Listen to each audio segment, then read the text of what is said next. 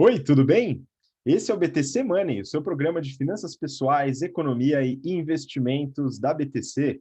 Meu nome é Gustavo Habib, eu sou instrutor de Soft Skills e Marketing pela BTC e no episódio de hoje falaremos sobre inflação e políticas monetárias. A gente está passando por algumas mudanças e alguns momentos complexos aqui no Brasil, né? E é importante a gente falar sobre este tema, né? O IGPM que explode, o IPCA que fica naquelas, mas a gente não sabe o que vai acontecer, políticas monetárias sempre em voga, né? Discussões sobre Banco Central, taxas de juros, e a gente vai conversar um pouquinho sobre isso no episódio de hoje. Aproveito para pedir para você seguir a gente lá no Instagram, @instabtcompany, a gente tem bastante conteúdo por lá, e agora também apresentar meus queridos colegas de bancada aqui, Rafael Lopes, instrutor de risco e performance do nosso programa de mercado financeiro, GFP. Fala aí, Rafa.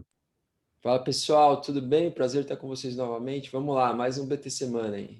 Vamos lá, mais um episódio e com a gente também nosso querido Marco Palhares, instrutor de investimentos do General Business Program. Fala aí, Marquinho. É isso aí, Habib, muito obrigado, sempre uma honra, um prazer estar aqui, né, nesse que vai ser o nosso episódio de número 57 e agradecer a você que está acompanhando a gente, alguns BTCs Money, e vocês que chegaram agora, bem-vindos aí também. Vamos que vamos, Habib! Vamos lá, que a gente tem bastante coisa para conversar hoje, né? E realmente, 57, hein, Marquinho? Daqui a pouco a gente chega no 100, não vai demorar muito, não.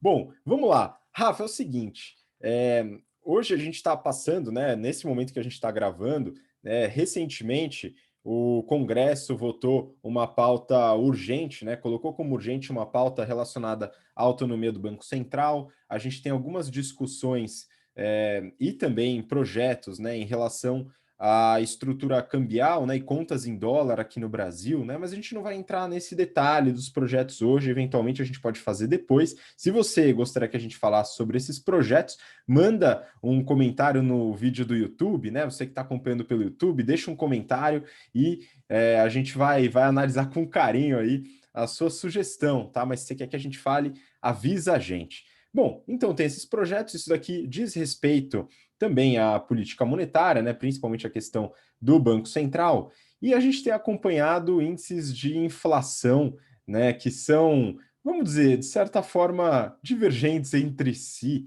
né? Então, o IGPM com aumento em 2020 na casa dos 25%, e IPCA na casa dos 4,5%, se eu não me engano, depois me corrige, mas se eu não me engano, passou um pouquinho aí das expectativas.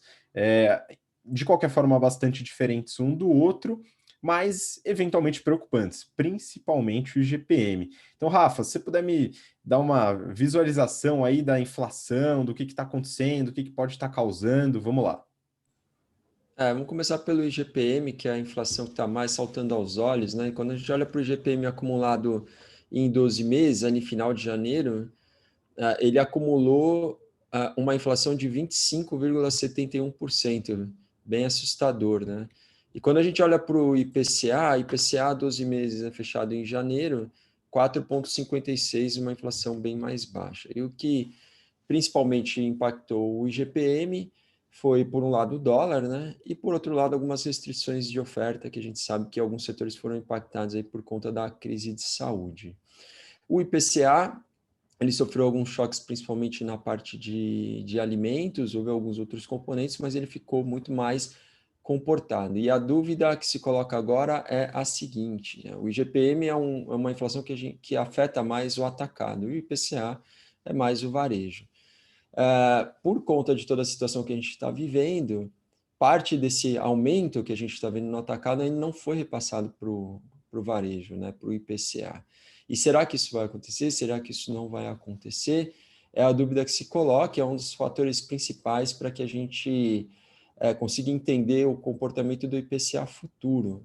Então, se essa pressão inflacionária do atacado for repassada para o IPCA, provavelmente a gente vai ver um pouco de aumento aí, um possível aumento ainda do IPCA nos próximos períodos, mas se isso não acontecer, o IPCA tende a ficar um pouco mais controlado. Além disso, aqueles itens que são mais sazonais, como eu mencionei para vocês, o alimento, por exemplo, Se ele arrefecer um pouco, se a inflação nesses itens arrefecer, vai ajudar também a manter o IPCA controlado. Então, vamos torcer para que a inflação efetivamente não aumente, né? Já pensou? A gente já está passando por tanto problema, conviver com uma inflação alta ainda durante muito tempo, certamente vai gerar uma série de problemas. Pois é, tem um ponto, Rafa, só que você tinha comentado antes da gente entrar, né, sobre a questão do choque de oferta, que algumas empresas, né, algumas indústrias eventualmente fecham operação e demora muito para voltar a produzir, né? Você lembra de um caso interessante? Teve muitos problemas de logística, né, durante esse período, né, transportes, fretes, etc., o que impactou um pouco da oferta, os prazos aumentaram. E tem setores como o setor de aço, siderurgia, né, algumas empresas tomaram a decisão de desligar alguns fornos, por exemplo, para a produção de aço, e um forno desse leva meses para ser religado, né? Ou seja, então é um outro exemplo de um setor que em algumas medidas ou de alguma forma pode ter sido impactado por conta da incerteza muito grande, né, que existe. Então, sim, uma série de setores foram impactados por conta da quebra de oferta, né? E aí, obviamente, a inflação aparece, nesse caso, por conta da relação oferta-demanda. Se diminui a oferta, a inflação aparece também. Boa. E aí, Marquinho, tem um ponto bem maléfico, né? Porque esse GPM acaba afetando, enfim, a sociedade como um todo, mas algumas pessoas e algumas pessoas que realizaram investimentos recentes de uma forma bastante dura, né, Marquinho?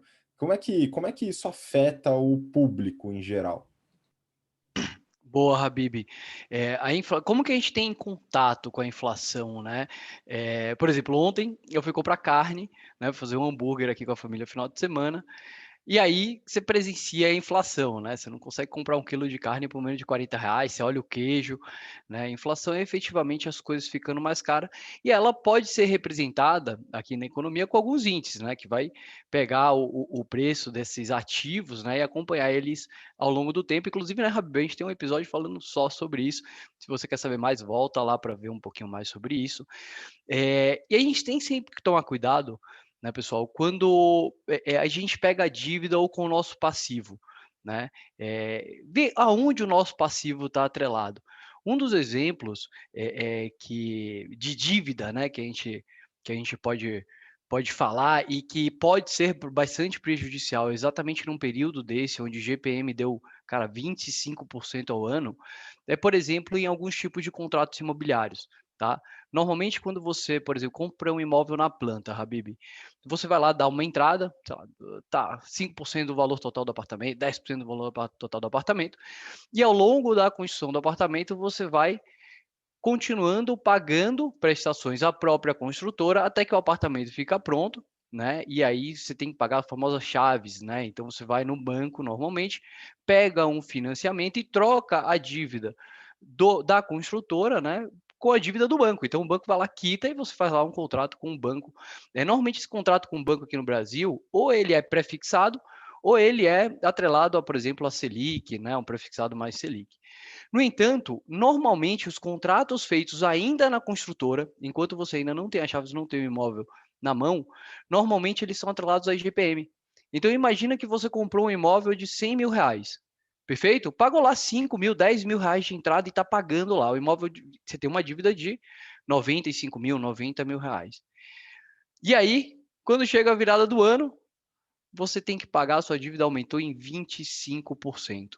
Né? Às vezes nem o que você pagou ao longo do mês vai ser o suficiente para cobrir o tamanho do aumento da dívida. Então tem que se tomar muito cuidado, né? Sempre lembrar o seu passivo, né? Então, pô, eu tenho aqui uma dívida que eu estou pagando e ela está atrelada ao IGPM. Cara, tem a probabilidade de um ano ela ficar 25% mais cara. E a gente sabe que no Brasil isso já afetou bastante a gente, né? A gente já teve épocas aqui na nossa história que a gente passou de 8.000% de inflação ao ano. Imagina, Rafa, ter uma dívida que sobe 8.000% ao ano, eu não sei nem calcular quantas vezes mais, aí desiste, né? Deixa para lá, Habib. Mas é isso aí, então cuidado aí com as dívidas. Exato. Para isso, Marquinhos, existe o Serasa, né? Então, muito importante. Mas é o seguinte, né? A inflação assusta mesmo. E você falou do supermercado, eu gosto muito de fazer supermercado e eu percebo isso, né, no dia a dia. E você falou do queijo. Queijo é o exemplo que me deixa mais puto. É impressionante como o negócio ficou mais caro, né?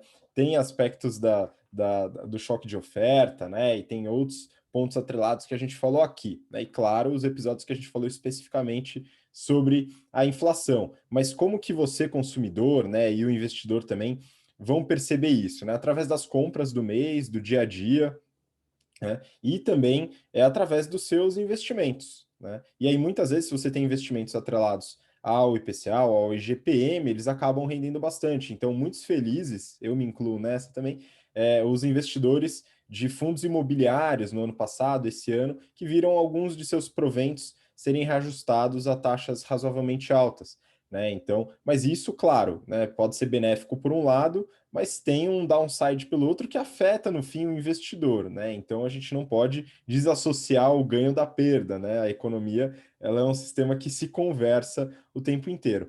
E aí tem um outro ponto, Rafa, que é a questão cambial, né? Então o câmbio também influencia nesses índices, imagino, né? Dado que boa parte das commodities estão atreladas ao dólar, e aí as expectativas também não são tão boas, não, né?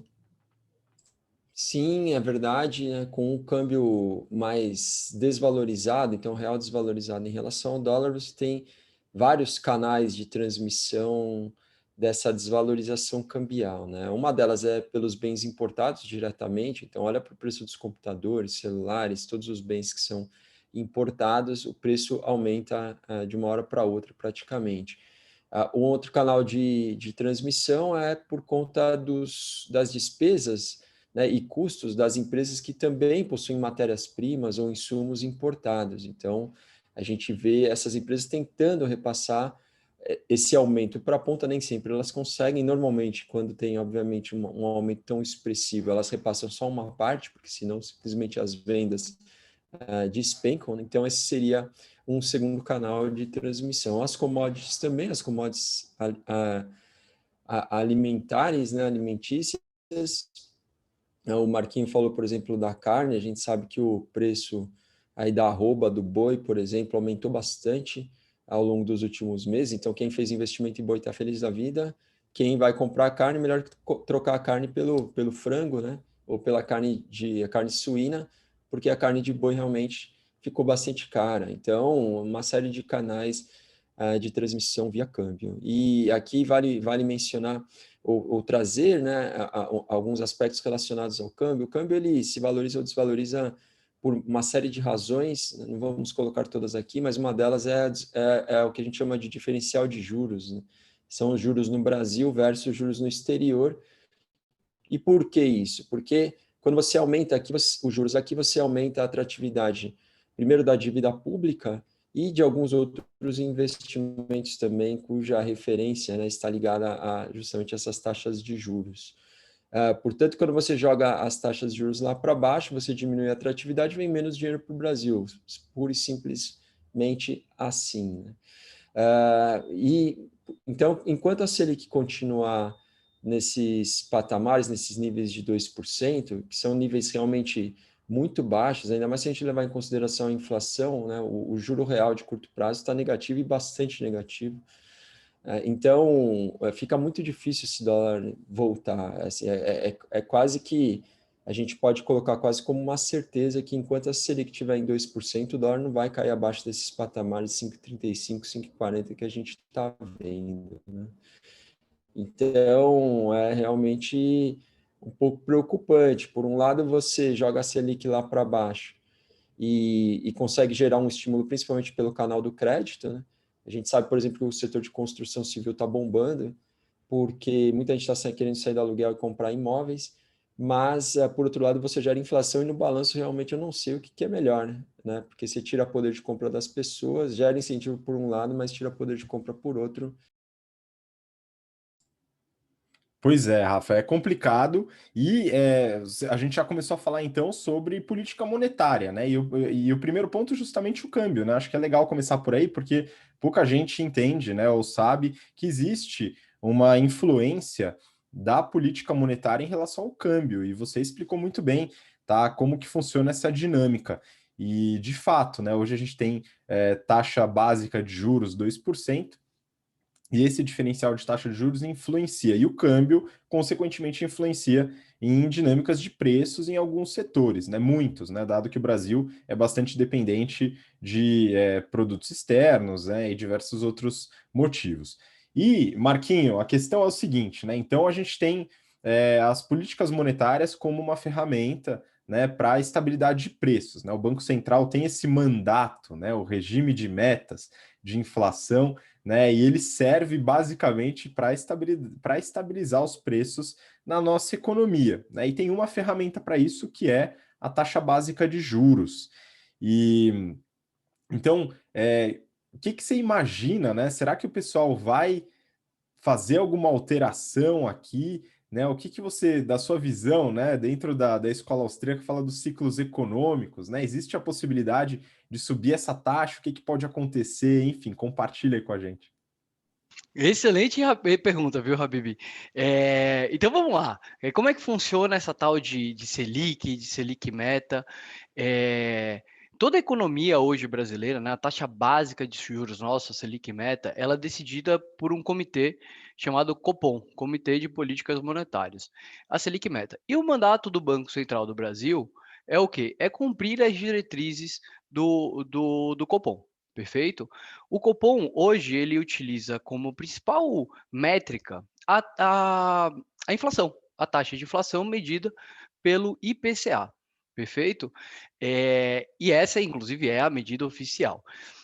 E então, como que um banco central? Aí vem a grande pergunta: porra, mas como que um banco central vai controlar a inflação? Né? Nas nossas aulas do GBP de investimentos, a gente fala sobre cada uma das 4 formas principais que hoje se imagina que o Banco Central pode atuar, né? As 4 grandes intervenções. A primeira delas, Habib, é as operações no mercado aberto. É quando o Banco Central ele age como comprador e vendedor de títulos, o que faz, obviamente, com que a taxa de juros desses títulos eles variem e fiquem e tendam a Selic Meta, perfeito? Além disso, o Banco Central tem autonomia para regular as reservas compulsórias, ou seja, todo o dinheiro que a gente coloca no banco, uma parte deles vai para o Banco Central, né? Então você controla a quantidade de dinheiro na economia, então, teoricamente, você controla a inflação, né? Afinal, a inflação é um fenômeno monetário, segundo a escola austríaca, depois você dá a opinião da MMT. Perfeito. Existe uma outra intervenção que o Banco Central pode fazer, que é o redesconto com liquidez, é quando o Banco Central efetivamente vai lá e compra algum ativo de alguma empresa, como, por exemplo, foi muito feito em 2008, né, depois da crise de 2008, pelos bancos centrais comprando os títulos podres ou salvando grandes bancos. E existe ainda uma quarta intervenção, talvez nunca antes testada, pelo menos nunca vi ela testada na prática, e que é quando, literalmente, o Banco Central emite dinheiro, é chamado de helicopter money, né, e dá diretamente para a população. Né? Até hoje, todos os tipos de voucher têm sido vouchers que saem do executivo, né? Então da política fiscal e não da política monetária. Perfeito? E segundo a escola austríaca, aí vindo a sua pergunta, né? O que pode acontecer se o juro subir, né? O fato é, gente, quando a inflação está muito alta, então o Copom ele decide qual que vai ser a taxa básica dos juros dada a inflação. Se a inflação descontrolar, a única métrica que o Copom tem para influenciar a inflação é subir a taxa de juros. Tá? É óbvio que a gente está falando da taxa de juros de curto prazo e os que realmente influenciam são aquelas de longo prazo, que aqui no Brasil continuam altas. Tá? A gente consegue perceber isso através dos títulos NTNB, né, que são os títulos Tesouro, Inflação, também os títulos prefixados. Né? Perfeito. Segundo a escola austríaca, quando você aumenta os juros, Habib, você começa, é como se quando o mar desce, né? Quando o mar esvazia, você vê quem estava nadando pelado, né? É quando você aumenta os juros, você vê quais são aquelas empresas que efetivamente são mau investimentos ou que não têm uma rentabilidade boa e que só existem devido à grande injeção de dinheiro. Quando se aumenta a taxa de juros, essas empresas param de continuar existindo e você tem o início das depressões. Né? Então, essa é uma teoria. Inclusive, a gente falou no episódio passado sobre a bolha de 2008, né? A crise de 2008, e ela foi mais ou menos da mesma maneira, só que no mercado imobiliário americano. Né? Quando subiu o custo da dívida imobiliária, foi aí que começou toda aquela bagunça, Habib. Vamos esperar para que isso não aconteça de novo, né? Vamos lá. Exatamente. Não, mas você falou Você colocou algumas analogias e eu achei interessante, né? A gente trabalhar de analogia. E tem uma que eu vi que eu gostei bastante, né? Que você pode levar o burro até a beira do rio, mas você não pode obrigar ele a tomar água, né? E o que essa analogia tem a ver com isso, né? Tem um pouco a ver com a limitação das políticas monetárias em relação a controle de inflação, né? Então, a política monetária, o Banco Central, né, tem muito em sua responsabilidade a mudança da taxa de juros, né? E isso baliza um pouco o que deveria, vamos dizer, monitorar ou controlar, de certa forma, a inflação. Mas a taxa de juros mais baixa não necessariamente vai trazer mais investimentos, né? Então, ela pode facilitar a vinda, mas não necessariamente o investidor vai se esforçar para vir, né? Um dos motivos é porque a demanda aqui hoje está muito baixa, né? Então, muitas vezes o investidor, a pessoa que tem uma fábrica, que vai trazer uma fábrica automotiva, por exemplo, né? Vê a baixa demanda e ele não vai colocar a fábrica aqui no Brasil porque vai vender pouco, vai lucrar pouco, né? Não tanto em relação à taxa de juros em si. Mas você falou do aspecto da teoria monetária moderna, né? Em comparação com a escola austríaca, né? Na teoria monetária moderna, a inflação é vista como um fenômeno real, não monetário, né? Em relação ao choque de oferta ou excesso de demanda, simples assim também, né? Dado que a moeda é fiduciária e não tem lastro, né? Enfim, por ser fiduciária, então ela é só uma convenção social. Então, nesse ponto de vista, um dos aspectos que é visto nessa teoria para controle inflacionário, né? O primeiro é a redução da dependência cambial. Então, o Rafa colocou muito bem, a dependência cambial, o fato de você ter uma moeda mais fraca e depender de uma moeda mais forte, ou de produção externa, importação de produtos de alto valor agregado, né? Isso é muito prejudicial. Então, uma das possibilidades é o investimento público e privado para a diversificação industrial no Brasil, né? Política industrial para reduzir a dependência cambial. Esse é um ponto, né?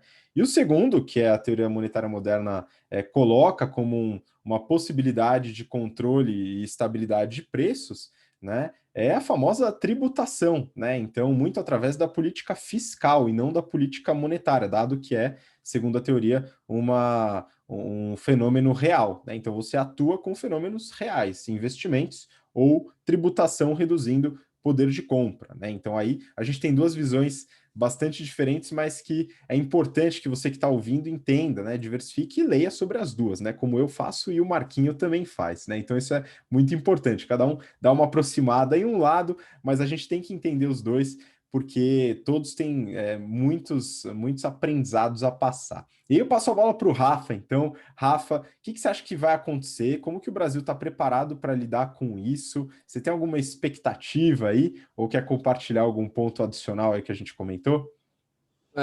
Eu estava mais otimista, para ser bem sincero, até pouco tempo atrás, mas essa combinação, né, de economia desacelerando, a gente está com uma taxa de desemprego muito alta no Brasil, alguns dados de varejo e serviços já sugerem que a economia realmente pós, né, aquele estímulo dado pelo auxílio emergencial, a economia está começando a frear um pouco. E aí a gente junta esses dados ou essas informações com uma inflação que a gente pode chamar quase de descontrolada, né? Porque uma inflação de 25% no IGPM é uma coisa assim que acho que não existe outro termo, né? E o IPCA também não dá para a gente ficar muito animado, porque realmente eu não sei muito como o IPCA vai voltar a se comportar um pouquinho melhor. Se a gente pensar que a meta é 3,75, a gente está com 4,56 de IPCA acumulado. Em janeiro, o IPCA veio um pouquinho abaixo das previsões, isso é verdade. Então, vamos ver o que vai acontecer agora nos próximos meses. Mas, de qualquer maneira, a inflação está bastante alta, né? E quando a gente junta essas duas coisas, a gente fica preocupado. E aí, bom, portanto, o Banco Central está, de alguma maneira, numa encruzilhada, porque ele não pode dar mais estímulo, claro, com essa inflação. Ao mesmo tempo, a economia está patinando bastante. Então, vamos dizer assim, os entes públicos, né, responsáveis pela manutenção da atividade responsáveis pela manutenção do emprego, eles realmente estão frente a um cenário bastante desafiador. Eu acho que talvez o canal aí que seja a salvação seja o canal da expectativa, né? Então, a gente sabe que, por exemplo, se as reformas, né, que estão encaminhadas forem aprovadas, é claro que tudo isso vai se reverter num benefício para o país, mas num primeiro momento seria principalmente via o canal de expectativas, você teria um fluxo maior de recursos vindo para o Brasil, né, e aí isso se refletiria na Bolsa, as taxas de juros cairiam, isso seria a inflação, as expectativas inflacionárias ficariam contidas também, então seria uma série de benefícios. Por outro lado, se isso não acontecer, não adianta você colocar auxílio, né, dar dinheiro para as pessoas gastarem mais, não adianta você cortar a taxa de juros de curto prazo, fazer o que for, porque nada vai resolver, né? Então a gente está muito dependente realmente do fator político hoje, essa é a verdade. E se a gente tiver uma cabeça de médio e longo prazo, e os políticos forem realmente responsáveis, né, e tomar as decisões corretas, todas essas reformas que estão colocadas têm sim que ser aprovadas, porque realmente hoje eu não vejo outro caminho para que a gente consiga enxergar um futuro um pouquinho mais positivo.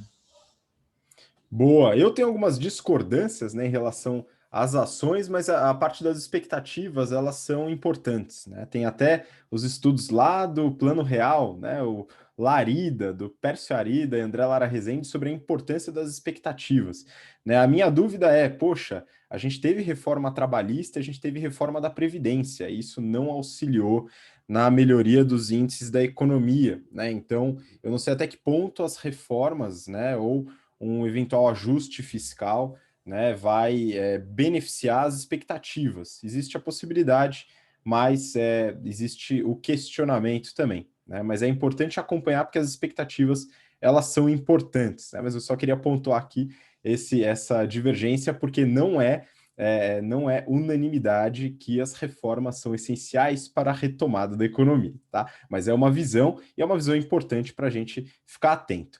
Marquinho, vamos lá. Tem algum ponto aí para adicionar nessa questão? Eu tenho, galera. Mostra a importância, né? Esse último bate-papo do Rafa aí, né? Falando sobre o fator político, a dependência de políticos tomarem a decisão correta para saber como é que vai a economia. Assim, tenta se salvar, né? Cuidado com as dívidas atreladas à inflação, investe em locais seguros, diversifica patrimônio, né? Não há, a grande realidade é que não há como saber como que vai ser o futuro, mas um fato, Habib, que eu estou muito interessado em saber, é como investimento público em empresas e aumento de impostos podem ajudar a economia. Isso ainda tá difícil de entrar aqui na minha cabeça, porque, cara, aqui no Brasil, com a taxa de imposto empresarial de 34%, deve ter 3 ou 4 países que têm uma taxa de imposto tão alta assim, né, nas empresas. E uma taxa de imposto de renda fixa de 27,5%, sem falar nos tantos outros impostos, eu não sei mais de onde tirar dinheiro aí não, hein, Habib? Mas vamos, aí tá aí o desafio, vamos fazer um episódio para você ensinar isso pra gente, um episódio sobre MMT, a gente vem de novo, né, Rafa? A gente se prepara um pouquinho melhor. Manda bala.